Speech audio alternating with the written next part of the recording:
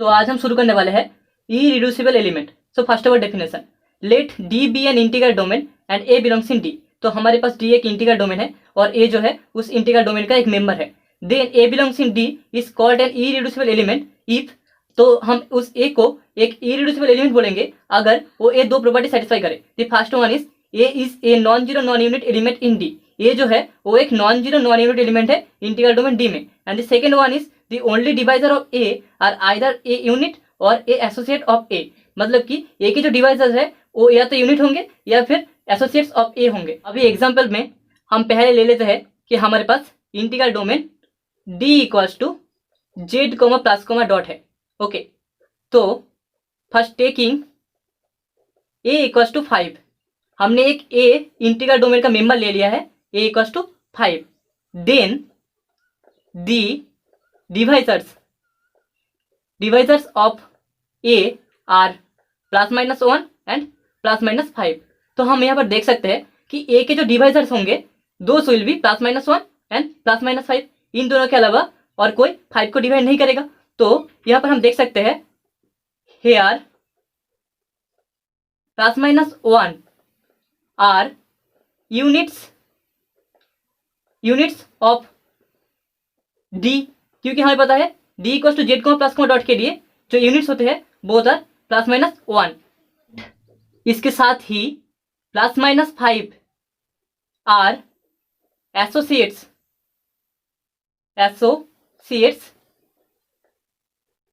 Of a belongs in D, क्योंकि हमारे पास ए equals to 5 है और हमें पता है D equals to Z comma plus comma dot में plus minus 5 is associate of 5।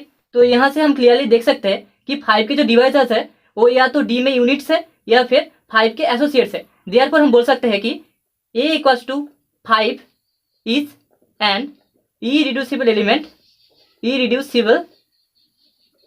Element in D. Okay, now the second example, taking a equals to 6। तो हमने a equals to 6 मान लिया है। Therefore the divisors of a are plus minus 1 plus minus 2 plus minus 3 and plus minus 6। तो यहाँ पर भी हम देख सकते हैं कि here 2 is neither a unit nor a associates with 6। तो यहाँ पर जो 2 है वो D में यूनिट भी नहीं है और A के साथ एसोसिएट भी नहीं है। तो यहाँ से हम डायरेक्ट बोल सकते हैं कि B equals to 6 is a reducible element,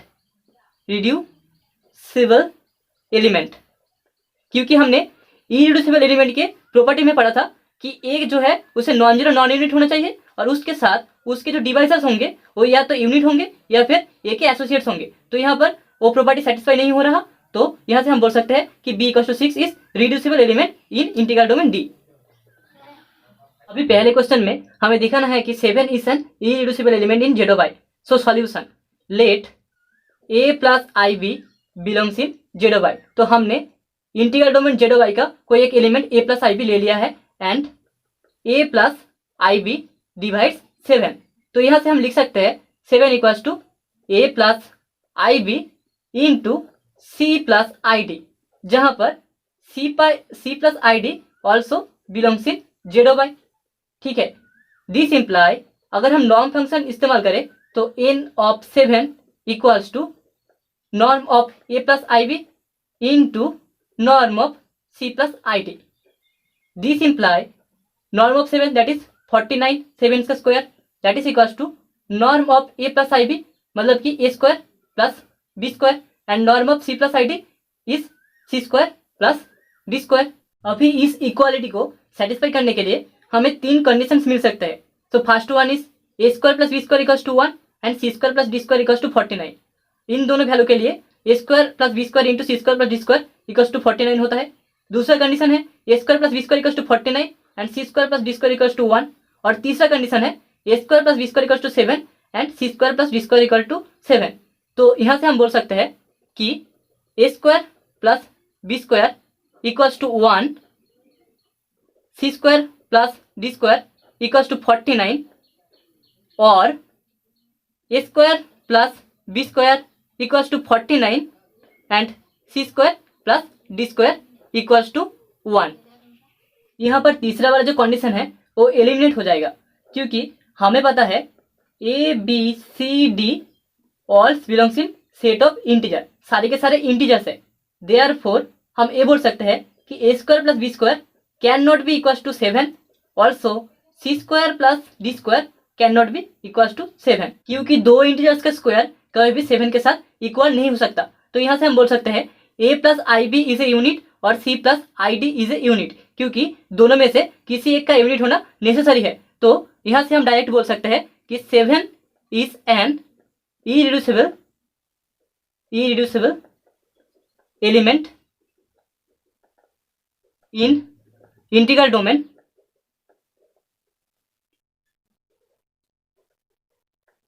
Z of i. अभी सेकेंड क्वेश्चन में हमें 5 को integral domain Z of i में रिड्यूसिबल दिखाना है। So first of all let a plus i b belongs in Z of i. तो a plus i b Z of i का कोई एक एलिमेंट है and a plus i b divides 5। A plus i b 5 को divide करता है। तो यहाँ से हम लिख सकते हैं 5 equals to a plus i b into c plus i d, जहाँ पर सी प्लस आई डी भी जेड ऑफ आई में बिलोंग करता है, belongs in Z of I.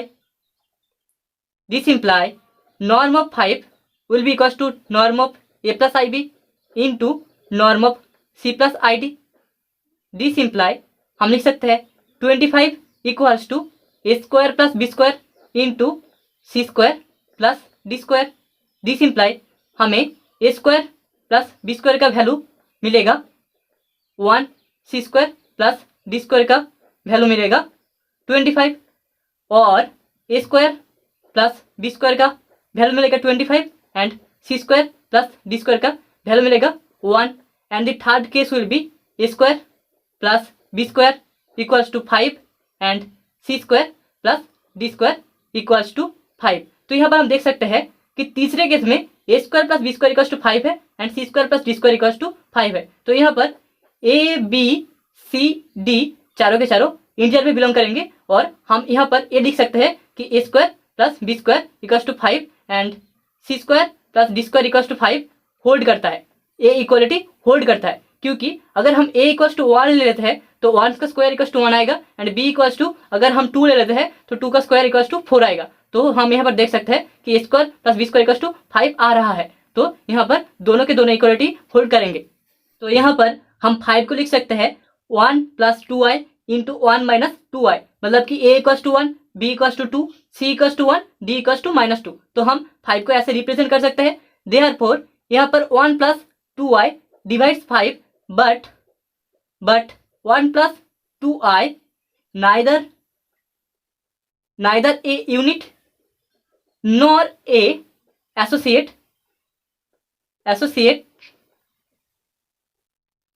with 5। तो यहां से हम डायरेक्ट बोल सकते हैं कि 5 is not a irreducible element in integral domain Z of I.